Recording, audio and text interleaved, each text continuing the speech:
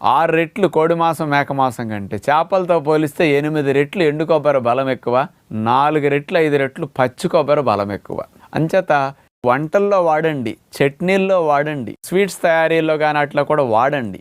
ఎందుకంటే ఇంత లాభం ఉందని మన ఋషులు ఏనాడో గ్రహించి ప్రతి శుభకార్యంలోనూ కొబ్బరికాయ ఎందుకు పెట్టారంటే, దీని అందరూ తినదగ్గంత గొప్ప ఆహారము, దాని విలువ ఇంత అంత కాదని ఏనాడో గ్రహించి ఋషులు ఆచారాలు అట్లా పెట్టారండి. అంచేత ఏదొక రూపంలో కొబ్బరి అట్లా వాడటం మంచిది.